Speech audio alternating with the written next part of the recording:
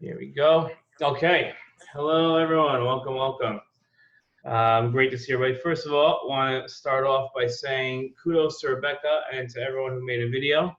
That was very good. I think that it went, you guys didn't share it as much as you could have, so we'll work on that next time. But for my shares, we had a couple thousand views. So that was, it was interesting. I put it on as a response to one of Ambassador Freeman's tweets. And that got that blew up. A lot of people saw that. So that was very big. So a lot of people saw you. You're all famous now, whoever made a video. Everybody, agents are calling for your numbers. They want you to do commercials and stuff. It's pretty amazing, the outpouring. But no, none of that is true. But a lot of people did see our video, and that was good enough. I sent it to people in the Trump administration, so they're very happy. So that was our goal, and we achieved it. And now we just have to think about how to get better. But we'll wait till the end of today's meeting to talk about that. Okay, so let's start off as we like to do every week and ask you if you have any questions. How's the Chag? The Chag was very good, thank you. Very meaningful. First time I davened with a Minion since I got back from Apex Policy Conference. So that was, actually I had 2 Minyanim since then on the Shabbosim right when I got back, before anybody knew really what Corona was, and I was like the only guy in, me and Rafi, Rafi and I were the only 2 people in Bidud in the entire, Bidud means quarantine, sorry, in the entire country. But once people understood how it started spreading and everything, then I haven't davened in Minion since, and this is the first time we had one in my house. So in that sense, it was very nice, and I hope all of yours was as well. And thank you for that question. That now when I'm asking questions, I mean more along the lines of anything to do with the U.S.-Israel relationship. Are we going to see a deal with Sudan this week? So Rafi asks about who the next Arab country is in line to normalize relations with Israel. So something I made a point I made earlier in the week to a different group, actually earlier today, is the following. Why are all these countries lined up to normalize with Israel? We'd like to think that there's been a sea change in Arab thought towards their relationship with Israel. That's not true, but that's not necessarily a bad thing. In other words, the people in the UAE never really hated Israel. The people in Bahrain never really hated Israel. They just weren't allowed to say so publicly. Okay, it wasn't like all of a sudden everybody had like this wide-eyed moment and they're like, wait a minute, Jews aren't bad. Israel's not bad. We should be friends with these people. That's not what's happening. I wish that was what's happening. If you see some other people along the way, like real enemies of us, like start changing, that would be incredible. That's the reason why, let's say, Jordan and Egypt, although we've had peace deals with them for going on 30 years, they didn't really have a change of opinion. They still hate us. Just it was in their best interest to sign a peace deal with us. But like, you can't walk down the street in Jordan and Egypt with a Muggy David necklace or a kippah on your head. That's not going to go well for you in either of those 2 countries, even though we've had peace with them for 30 years. In the UAE, you could walk down the street with a kippah on, but you could have done that last year as well, and nothing would have happened to you. Okay, whether you could have driven down the street in the UAE with like a bumper sticker with an Israeli flag on it, that's a different question. I don't know about that. But my point is that these countries aren't going through changes of opinion. So what is causing these countries and future countries to make deals? So I'm going to give you like a sort of a cynical slide. For those that aren't like so aware of what cynicism is, cynicism is when, especially in political thought, is when you look at a situation and you could be like, oh, happy, dory about it. Wow, it's amazing. It's so great. And then instead you start to look at like, what's the dark line in cloud here? What's the bad thing that we could say about this? So a lot of people are taking an overly cynical approach and saying, it's not really a peace deal. There was never any war. I'm not going to go that far, but I'll tell you like this. The Trump administration, okay, is up for re-election, okay? And they had a totally different approach to foreign relations, and especially to the U.S.-Israel relationship and to the Middle East. And they said, okay, we're going to change everything. We're going to look at things completely different. Now, if nothing changed, then or things got worse, everybody would look at the Trump approach to foreign relations and say, whoa, you guys really didn't know what you're doing. You tried doing everything different, but look, the experts are right. So the Trump administration has to show results, okay? So what ends up happening is like this. How do they show results? They have to show that there's changes. They have to show countries acting differently towards Israel. So what do? Let's say country X, we'll call it, I'm going to purposely not use a real country. Let's imagine Canada didn't have good relations with Israel, and Canada needs something from the United States. So they come to the Trump administration and they say, we would like, let's say, cheaper wheat prices.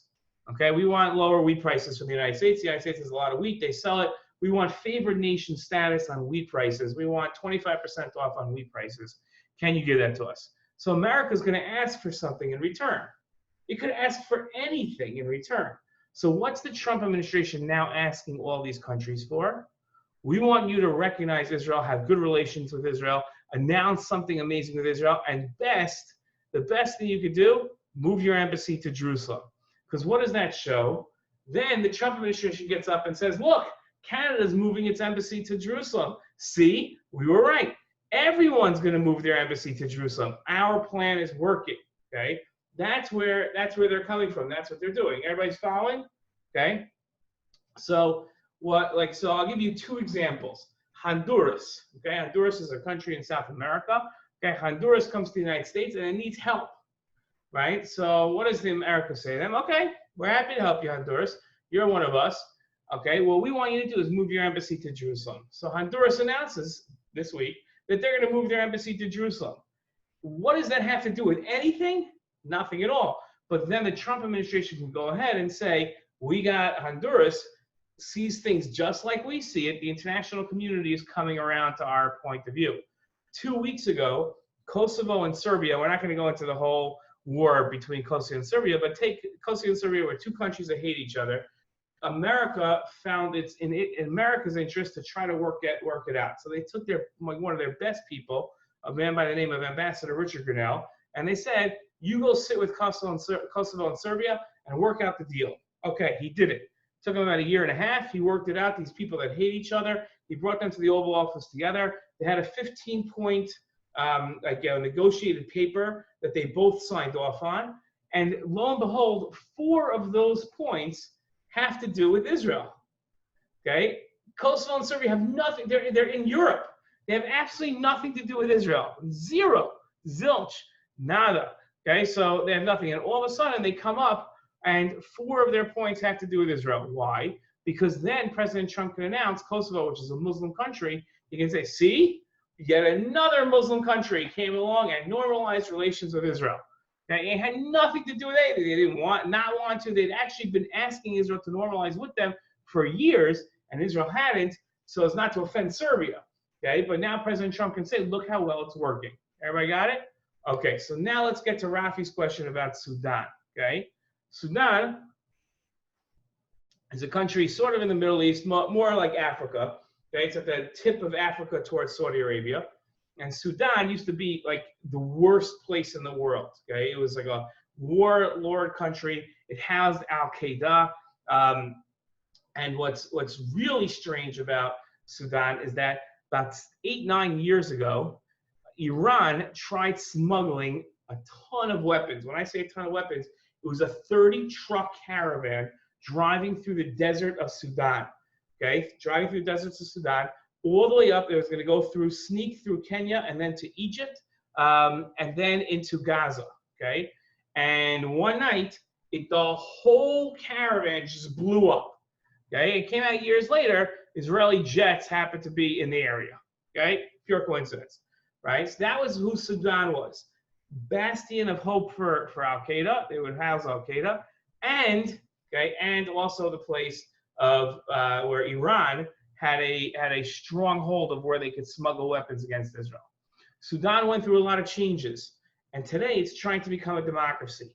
Now, rightfully so, America years ago put Sudan on its terrorist watch list because there were terrorists there they had to watch. Okay, and the government was supporting them and hiding them. So therefore, Sudan was on a terrorist watch list. Sudan goes through changes. It's a democracy now. And what it wants to do, first and foremost, is get off the terrorist watch list. Because, like, you can't fly to America if you're on the terrorist watch list, right?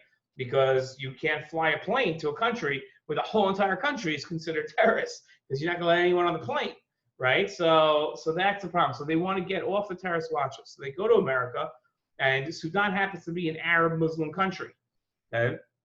So for a couple of years now, they've been begging America to make this change. And they go to America, and guess what America's asking for now?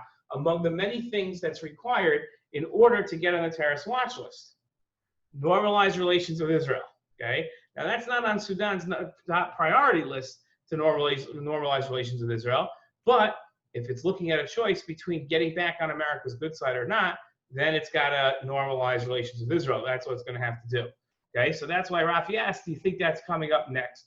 The Sudanese ambassador today to America, and I'll take your question in a second, Taya. The Sudanese ambassador to America today presented his credentials to the president. That means he's actually started his job. So America accepted an ambassador from Sudan. So it looks like things are pushing along that way, and then Sudan can go ahead and normalize relations. Okay, Taya, you had a question?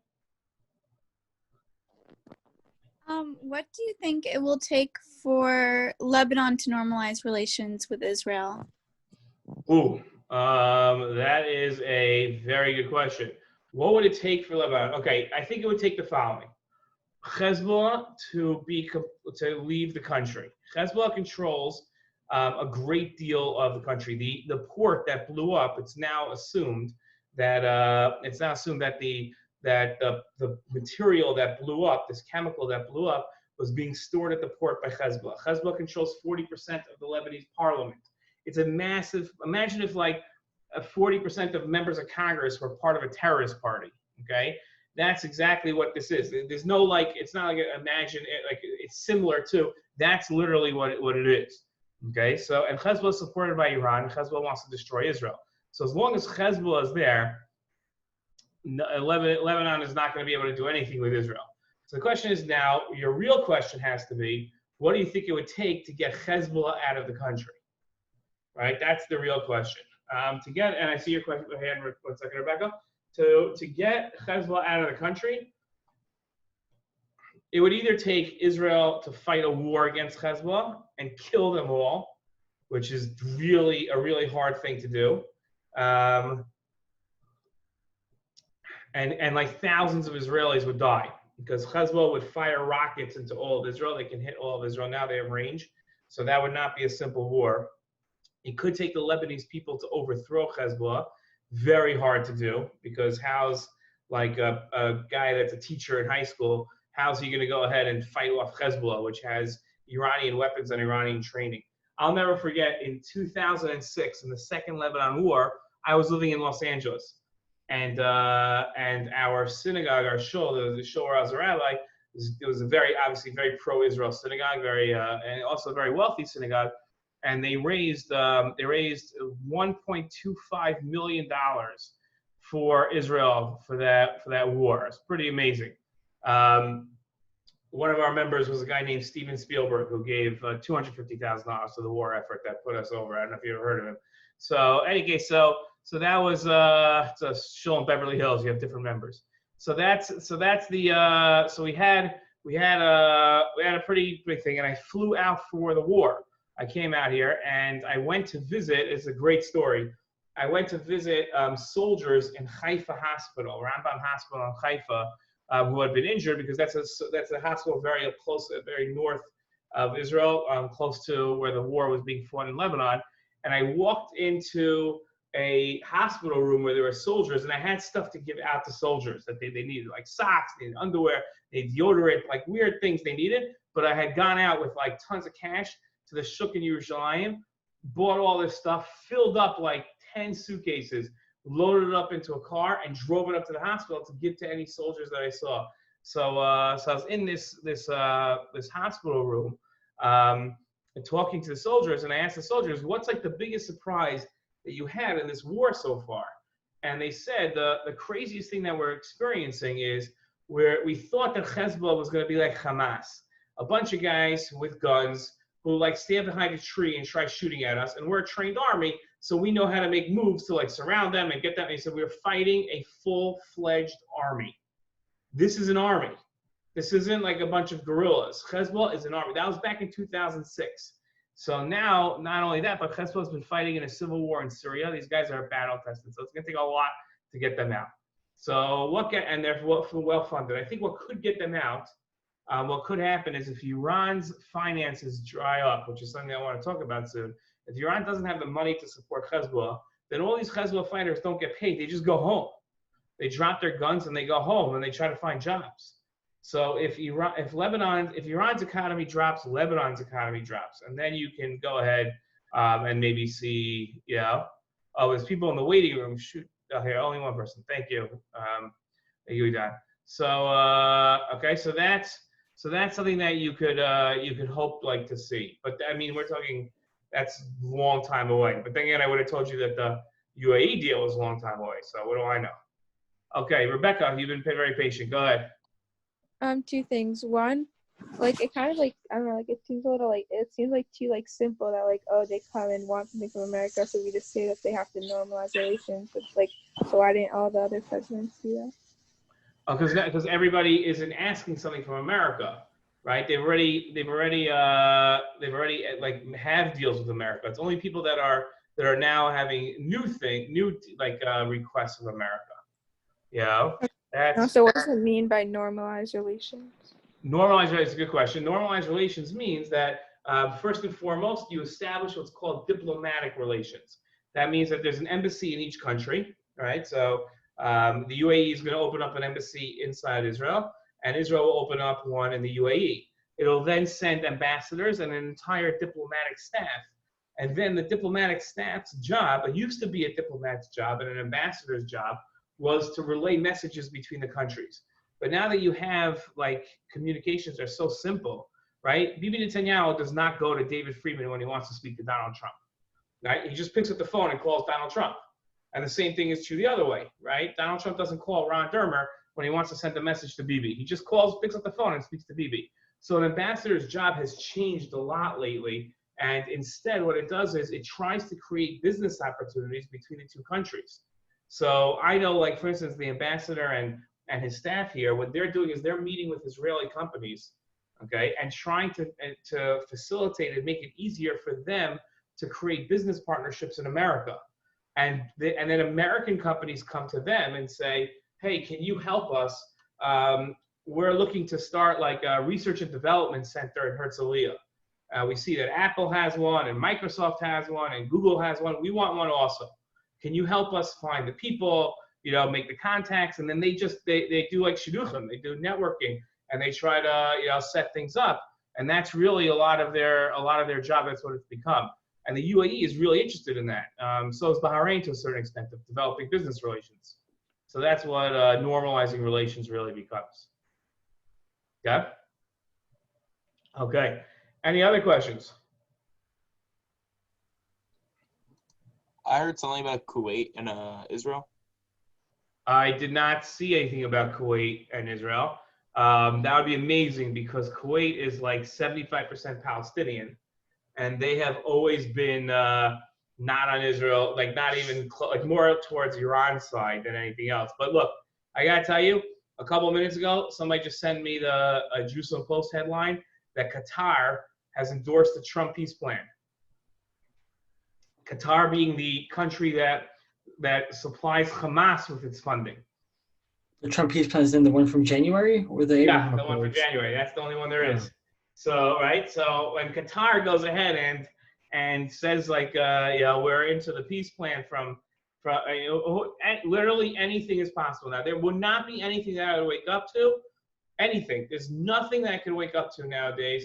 Look at the headline and be like, "Ooh, didn't see that coming." Because I don't see no one sees anything coming now. There's really every single thing is a surprise. And even, I have to tell you, even the people working on things, okay, even the people who are on the phone with these countries and trying to push them to do this and this and this, everything to them is a huge surprise. Huge surprise, okay? Like massive surprise. I'll tell you, the flight that you saw, right, that a flight from from Israel to the first direct flight from Israel to the UAE, right? Huge deal, right? Jared Kushner came in for it.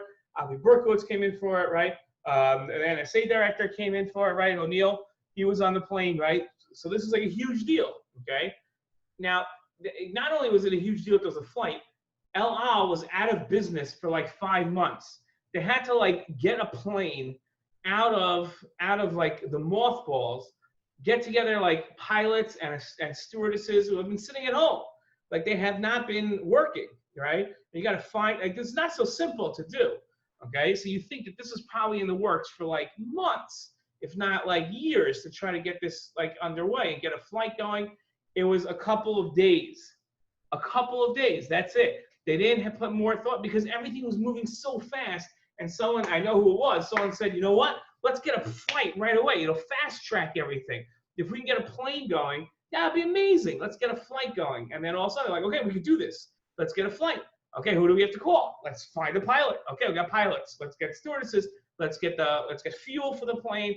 We need a plane, right? Which plane we're going to use? What are we going to put on the plane? Who's going to be on the plane? We have to fly everybody in. Who gets a seat on the plane? Not me, right? So that was how it all works. Okay, so it's pretty amazing that these things. And so these things. My point is that these things are moving so fast, and so nothing's a surprise anymore. Okay. Any other questions? No, that's it. I just want to say that I looked into it, and Donald Trump 2 days ago said that Kuwait would be he thought that they would be interested. But I just looked now, and it said an hour ago that they want to maintain their anti-normalization policy. So right. I don't know what's going on with Kuwait behind the scenes. Right. No, and again, no one knows anything. Keep in mind also, President Trump at the ceremony when there was the White House lawn signing also said that he assumes that if he wins re-election in his second term, Iran will sign a peace deal with Israel. Okay, so that's President Trump's mindset. You know, like, and again, it would not shock me. Nothing would shock me. Okay, nothing would shock me. Okay, any other questions? If you have them, don't hesitate to ask them. Anything else? Okay, so let's so moving on with Iran, because that's I want to reiterate, especially if there's people that haven't been in this group for a while or ever. The number one threat that faces Israel, the number one threat. Everybody looks online and they see the Palestinians this, the Palestinians that. Maybe not so much anymore because now they're completely sidelined with the peace deals. Everybody's realizing they're really about nothing. But when I say like this, how to put it this way, the number one threat, because it's an existential threat, meaning it can knock Israel off the face of the map, it could end Israel, is Iran. If Iran acquires a nuclear weapon, it could end Israel. Okay. Now let's do a little history here. Iran has been trying to get a nuclear weapon since 1979. Okay, and through a series of moves, it's been pushed off. But in the late, like in the mid 2000s, Prime Minister Netanyahu became the first person to really get out there and talk about how Iran is going to be a huge problem. Okay, and Iran is a problem for a number of reasons. Number one, because it's developing a nuclear weapon. Number two, because it's developing a missile system which can fire missiles long range, okay, like really far. And number three, because they're the largest state sponsor of terror, meaning they fund terrorists from here to Wazoo. So we're talking about like big organizations like Hezbollah, they fund to the tune of $4 to $5 billion, to little groups in Venezuela who we don't even know exist and are, training in Venezuela, might hit San Diego one day, right? So they are the sponsors of terror, and they're the sponsor of terrorist activity around the world. The Argentina bombings, okay, that happened. That was Iran's doing. Okay, so all different things. Iran is really, they have their hands in everything.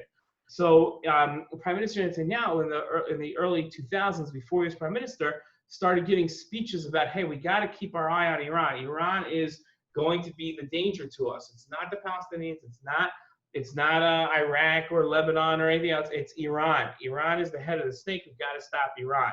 And then he started talking about how Iran was going to develop a nuclear weapon, and the world has to stop it. President Bush didn't do that much. He started doing sanctions against Iran. He started putting sanctions against Iran, meaning sanctions are that people can't do business with Iran, and start saying, hey, look, if you don't let inspectors in to make sure that your nuclear program is peaceful for energy, we're gonna have to sanction you until you let them in. President Obama came into office, and to his credit, said, hey, like, we can't let Iran grow. So what we're gonna have to do is we're gonna have to keep tightening and put more and more and more sanctions on. Okay. So President Obama worked with Congress in a bipartisan. This was completely bipartisan. Everybody was on the same page. Democrats and Republicans worked together. It wasn't that both parties, it's not like today. You guys are growing up in a different era than what happened. It used to be that Republicans and Democrats wouldn't boast about their Israel credentials. They wouldn't say, we're the better party on Israel. You never heard that. You always heard like, oh yeah, we're better on the economy, but we're working together, Democrats and Republicans working together against Iran.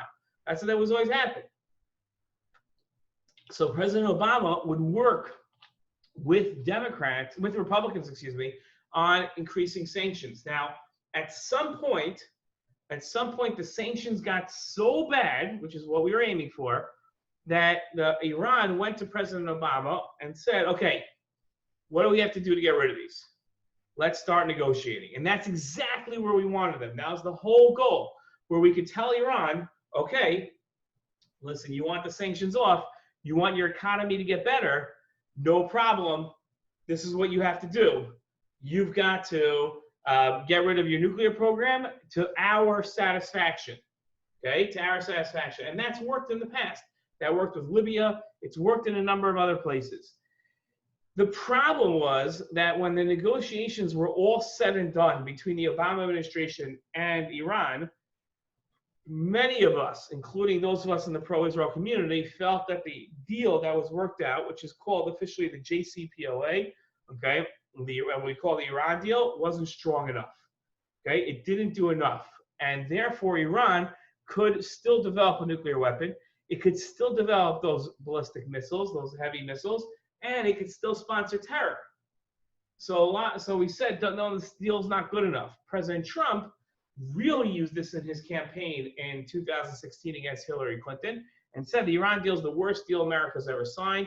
And then when he became president, he took himself out of the deal. Now that gets us to where we are today, okay? President Trump's out of the deal.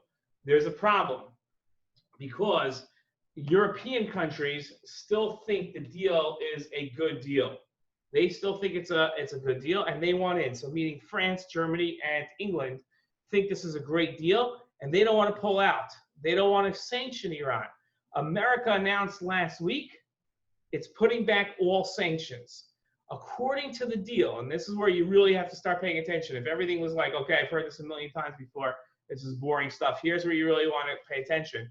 According to the terms of the deal, any one member of the deal can say that Iran has broken the deal and put back the sanctions. So if France, for some reason, had said everybody else is happy with the deal, and France has said, no, Iran is cheating, we think they're cheating, France could announce sanctions go back, and all the other countries have to follow it. So what should happen is the United States of America should say, hey, we think that we think Iran is cheating, and therefore we're putting sanctions back, and then everybody has to follow.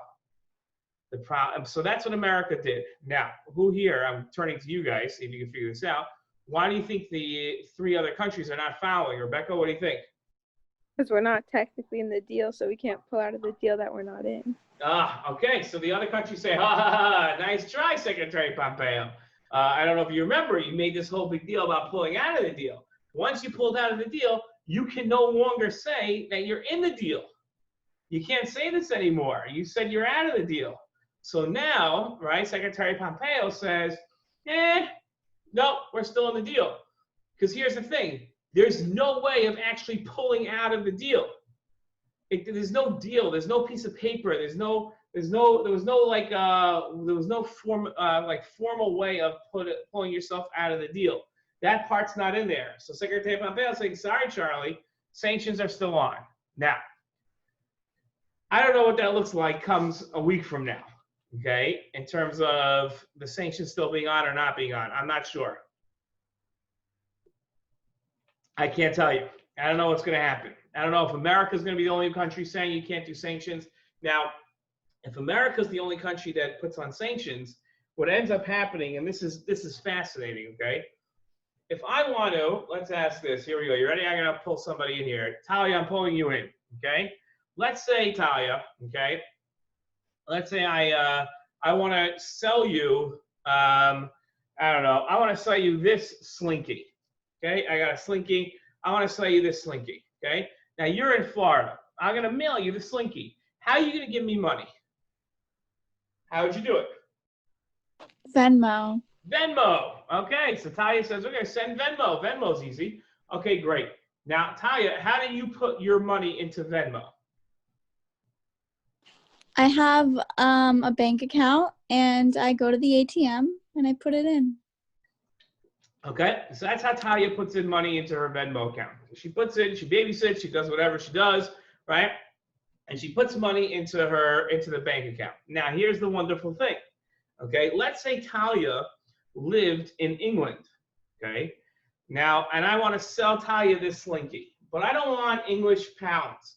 I want dollars. Okay, I live in Israel. English pounds don't go so well here. I either need shkelm or I need dollars. So Talia then is going to send me money, and she's going to want to convert it from pounds to dollars. Even if Talia and I are going to trade, and she's not going to convert it into dollars, she's just going to send me pounds, and those pounds are going to go into my bank account, and the bank's going to trade it into shkelm. Everybody listen to this. This is why everybody, excuse me, is completely dependent on America. Okay. That money, this is the craziest thing, has to go through oh my gosh, I'm so sorry. I just realized that many of you are still fasting, and I'm sitting here drinking in front of you. I am very, very sorry. I apologize. Obviously, my fast has ended a couple hours ago, but that was very insensitive of me. I'm so sorry. I will stop here, okay? I apologize. I'm like,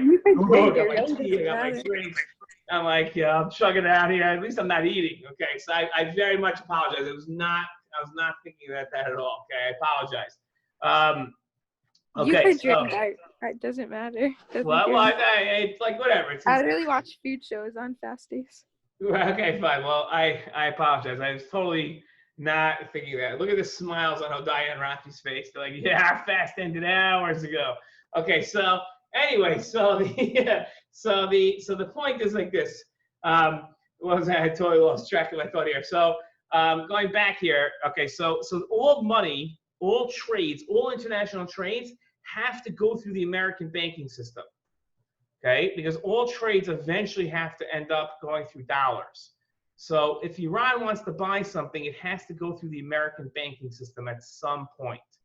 And therefore, when America puts on sanctions, it's a little more complicated. It took me a long time to understand it, but that's how I can put it down into the simplest way as possible. So when America puts sanctions on, okay, so that stops Iran from buying even from England.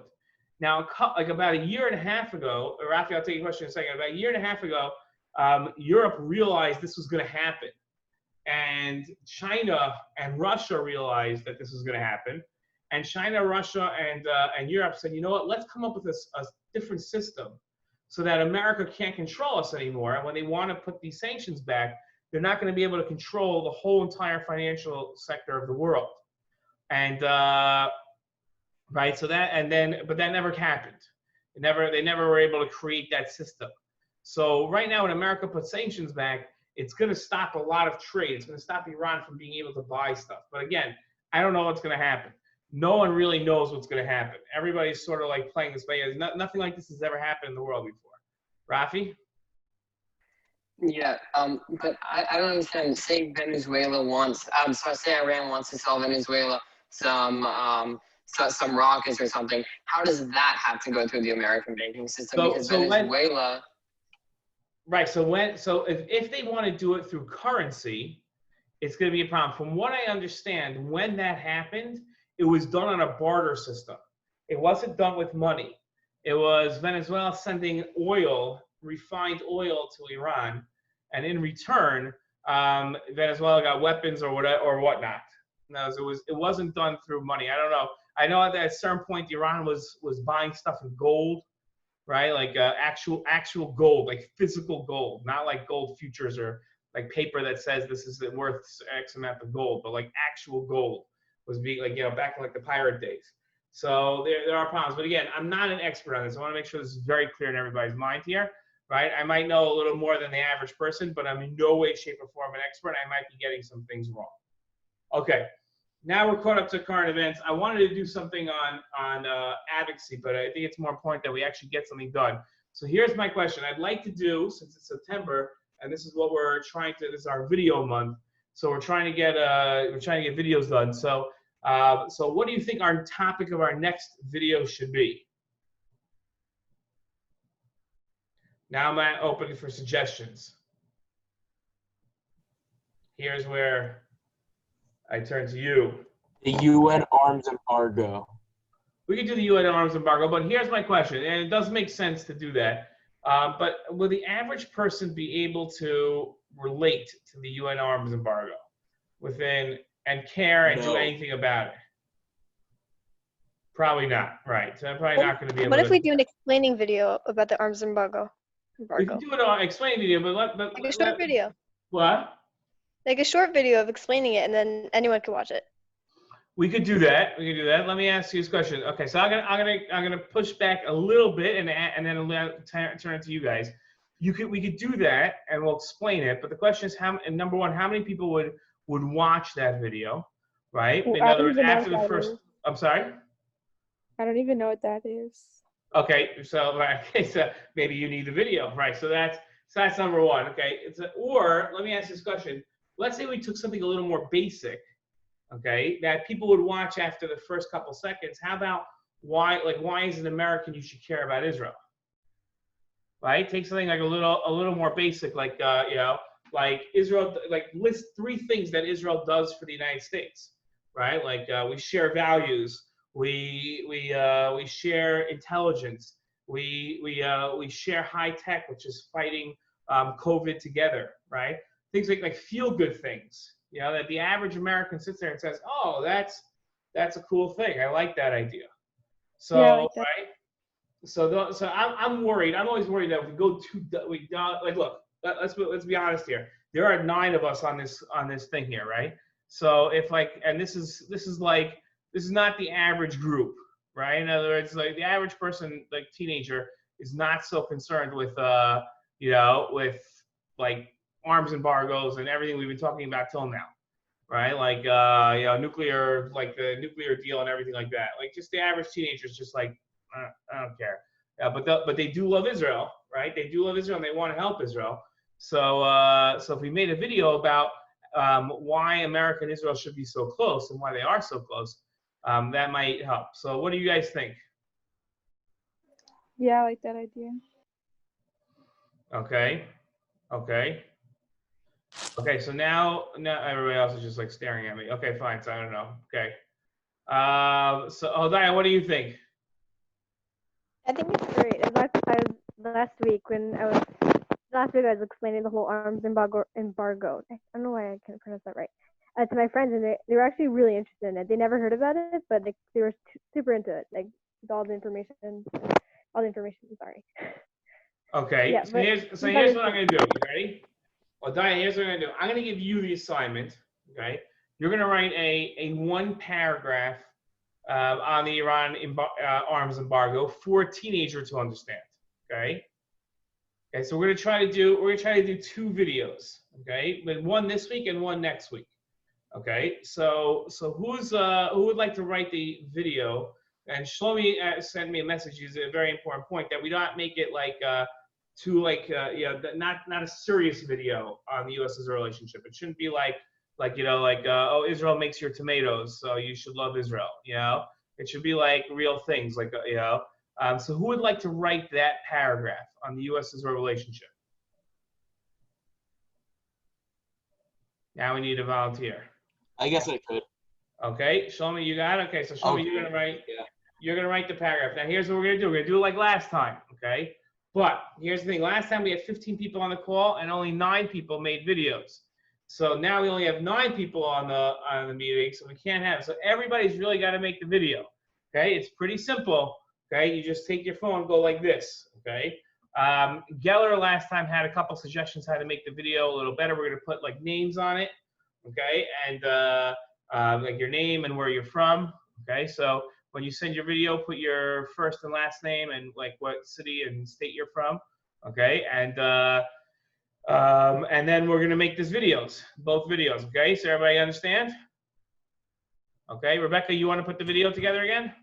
Yeah, sure. Okay, great. Okay, so guys, we have our assignment. We have what we're gonna be working on. Okay, 2 Wait, videos. but can you 2 text weeks. me what the suggestions are to make it better, like so? Yeah, I'll send you Geller suggestions. It's Okay. not like it's just like little tiny things to not in terms of like putting names down and things like that. Okay, everybody got it? Good. We have our plan out Yeah. for this. Okay, ladies and gentlemen, have a great night. Next week we're not Thank you. meeting because it's Yom Kippur. Okay, so next week we're not meeting. We'll be on in 2 weeks. Thank you. And this time, everybody, share the videos on your social media. It's not just me sharing it. You guys also, okay? Thank you, Rabbi. All right, Lila. Have an easy Okay. pass, Shlomi, guys. by you. tomorrow Bye-bye. tonight. Don't go to sleep tonight without writing that, Shlomi. Also, you, Odaya, where are you? Tomorrow, okay? Odaya's there. Okay. What? Okay, bye, guys. Wait, I didn't hear you. What'd you say? I said by tomorrow. Make sure by tomorrow, like noontime, your time, that paragraph.